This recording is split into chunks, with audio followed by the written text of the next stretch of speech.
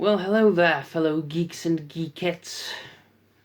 Mostly, very likely, and probably fellow self-quarantined people.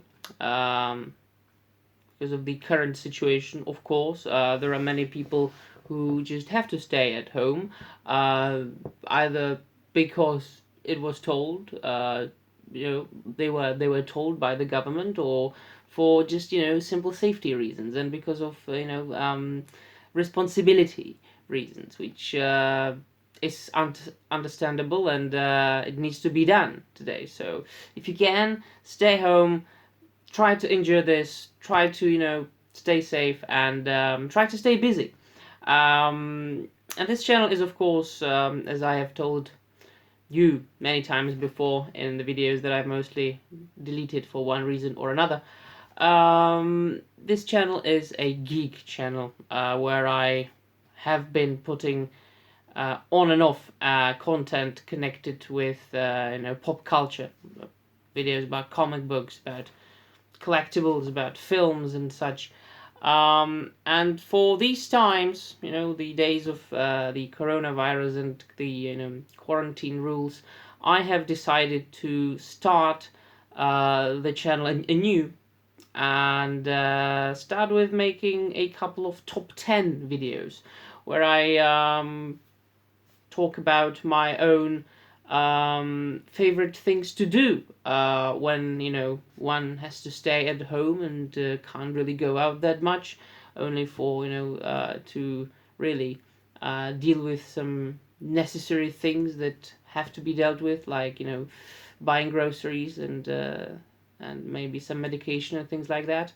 And because I'm a geek, if I don't count, my gym obsession, which has been finally dealt with. I built myself my own home gym. And I'm a teacher and a PhD student of English language and literature, which means that I read a lot. I love art. I love literature. I love comic books. I love video games, and I love films and movies. Films and movies. Yes, that's a nice use of synonyms and a waste of time. TV series and TV shows and so on and so forth. So it is important and vital to really keep your mind occupied with something, so you don't go completely bananas. So I have decided to start with a top 10 reading list video for these ages, these times of quarantine. And it's not only going to be comic books. There are some books as well, because comic books and non-picture literature is really on the same level in my mind. I consider comic books to be as important part of the literary history as, for instance, the books by Ernest Hemingway or Charles Dickens are. So, and just keep in mind, these are my recommendations. These are my favorite things. The books and comics that I like to reread. Not read, but reread for me, right? To really escape from the reality of today. Because I read mainly to escape from reality, which, of course, I've been told by many of my teachers that as an academic I shouldn't only read things that are only and solely helping me escape reality and for entertainment. But well, I do read other stuff, but escapism is still my favorite thing. And I'm going to do what I want anyways nowadays, when I just can't leave and I can't teach because all the schools are closed down. So I would start my top 10 list, and just one more thing, it's not really in any particular order, right? I've just grabbed things from my library that I love the most, and I want to share what I like to read to escape reality, and maybe recommend some to you. I would, of course, start with my favorite book of all time, and that is The Lord of the Rings. This is the entire trilogy, as it was originally intended to be published by Tolkien as one huge book But of course, the publishers told him that not many people would read this, a book that thick. So it had to be, made into a trilogy. But this is a complete collection of the Lord of the Rings, and I have read this particular, trilogy like maybe 20 times at least. I try to reread the Lord of the Rings and the Hobbit and the Silmarillion, which I call Tolkien's canon, at least once every year. And whenever I was in an uneasy situation and I read at least a couple of pages from the Lord of the Rings or the Hobbit, it instantly made me feel better and forget my problems, at least to a certain extent. And I love the Lord of the Rings to such an extent that I have devoted my entire, not that long or not that awesome yet, academic career to it. Whenever I've written all my theses, my bachelor thesis, my master thesis, my diploma thesis, I wrote it on Tolkien, Tolkien connected with the oldest English literature, which he delved in a lot. He taught Old English at Oxford and studied Old English texts and so on and so forth. So, but me talking about Tolkien would take up like 6 videos. So that's the first recommendation, The Lord of the Rings.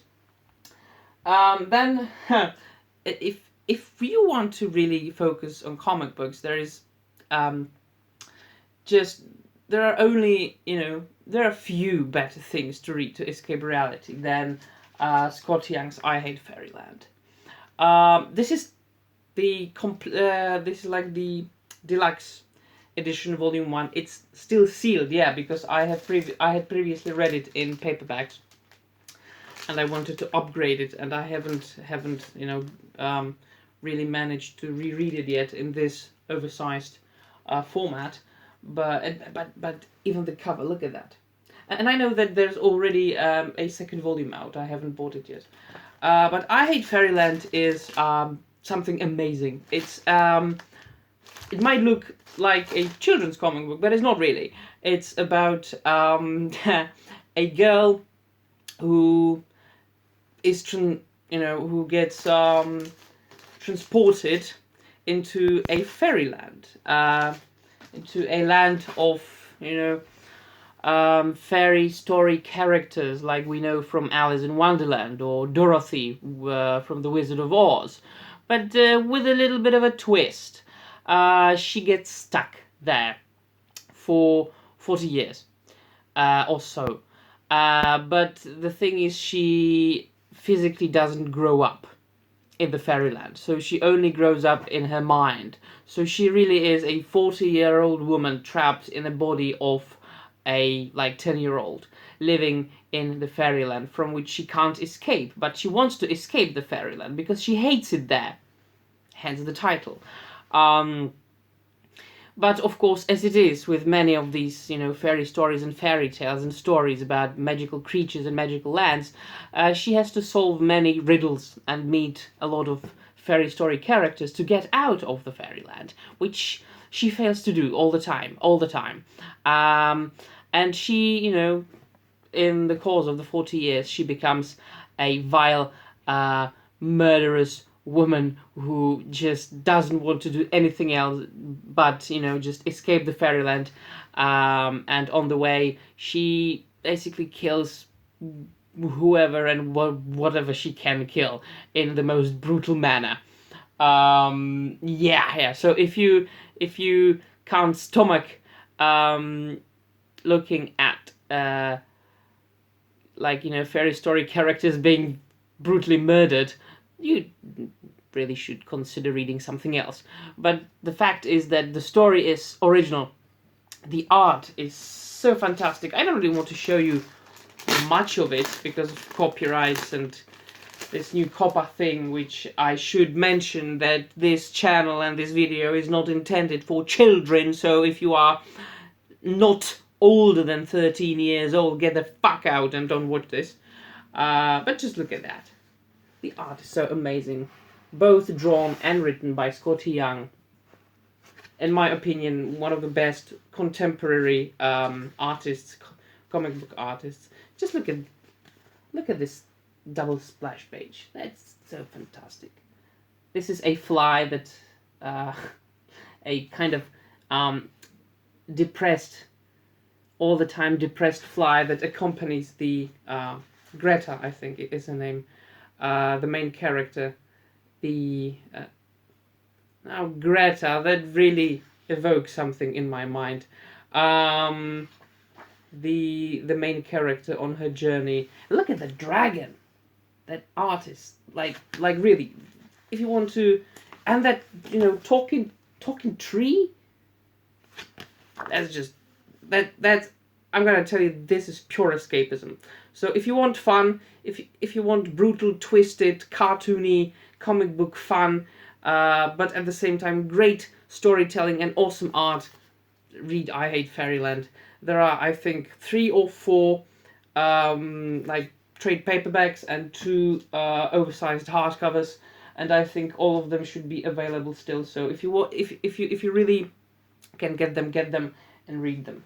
Now, as far as pure escapism goes, just to stick to the theme, I'd like to share with you like one of my most favorite comic book characters, and that's Lobo, an anti-hero from the 90s, published by DC Comics, in the era that was so fitting for this anti-hero, and you can't really write Lobo the way he was written back then today, because he is absolutely politically incorrect, brutal, drinking, motorbike riding, alien bounty hunter who just kills aliens and kills people and drinks and smokes cigars and curses all the time, and it's just filled with action and great art and fun and curses. Just to look at that cover, which I believe was drawn by Simon Bisley, if I'm not wrong. Of course it was. Simon Bisley is probably my favorite comic book artist. And he not only did he do most of the covers in this book, but I think that he did most of the interior work. Of course, yes. Simon Bisley and Christian Alamy did the art, but most of it was done by Simon Bisley, which of course is written here. Just look at that. That's it. Like the description alone: a brutal alien bounty hunter who rides a like interstellar motorbike and kills people for money and drinks and curses all the time. It's just all you need, to escape from reality these days. And as I said, the artwork, just look at that, colorful. And this is actually an older collection. It even smells like an old book. Yeah. Well, I don't even know how many times I've reread it, but it must have been at least 10 times. But I don't really like modern comic books, because my opinion is that very, very few writers can actually write today, and very few artists can actually draw today. But there are more better, pencilers and inkers than there are good artists. Writers. But thanks for all the old comics that we can read and reread, and there were hundreds of comic book issues with Lobo in them, published in the 90s. So I really have a huge backlog of Lobo comic books, which isn't really a backlog because I've read it all. So that was Lobo, and that's a little. Another recommendation of mine is a little bit of a crossover of 2 of my top 10 comic book characters, and that's Batman and Judge Dredd. This one is called Batman Judge Dredd Judgment on Gotham, which of course is not only a crossover of two comic book characters, but also a crossover in between, like, two publishers, DC Comics and 2000 AD, the British publisher. If you don't, well, I don't have to really, say anything about Batman, but if you don't know who Dredd is, he's basically a policeman slash judge slash executioner from a dystopian future United States of America, where there are these huge mega cities which are shut down, closed down from the rest of the world, which is basically a wasteland. And it is vitally important to keep those mega cities in order. So because there's a lot of crime in them, like a lot, and that's why the society there established this core of judges who are really these three things in one person. They are cops, they are judges, they are executioners, and they are and especially Judge Dredd. He is really merciless. He just but at the same time he is just. So I wouldn't really consider Judge Dredd to be a hero. He's more of an anti-hero, but what he is, definitely, he is a just man. And just imagine him interacting with Batman. Wow, man, you can't read anything else, that, you can only read very few better things, if there are any better things than that. And in addition to this, yes, the artwork was done by Simon Bisley, my very favorite comic book artist. Oh, look at that. There's Judge Death. This is the main villain from the Judge Dredd comic books, Judge Death, which is apparent that he was an inspiration for a newer comic book villain, comic book character, the Batman Who Laughs, invented by Scott Snyder and Greg Capullo, which is okay. People have been inspiring other people, and people have been inspired by other people, throughout the entire history of literature. And just look at the Batmobile drawn by Simon Bisley. That looks just bitchin'. So yeah, pure action, good story, crossover of two fantastic characters. Batman, Judge Dredd, Judgment on Gotham. Fantastic. And one last book, which will not really be the final book on the list, because it's a top 10, but that's I've been already talking for 18 minutes, so this is just the part 1 video. There's going to be part 2, but to finish this off, the part 1, I would recommend The Moomins by Tove Jansson, the Swedish/Finnish writer and illustrator from the 20th century, who invented Moomins, who are basically just these small white trolls who looked like hippos, and they were just going through many adventures, and it's really very hard to explain what Moomins are. But I grew up watching the cartoon, the Japanese cartoon Moomins, which of course was based on the novels written by Tove Jansson, and she also illustrated them, and then she started making comic strips to Finnish and Swedish newspapers, which were published there in Scandinavia, and they also came out in collected editions. I'll just show you real quick. Just show you, I've got it here. There are also comic book strips of Moomins, which came out in the half of the 20th century, and I've got the complete collection of them in oversized format.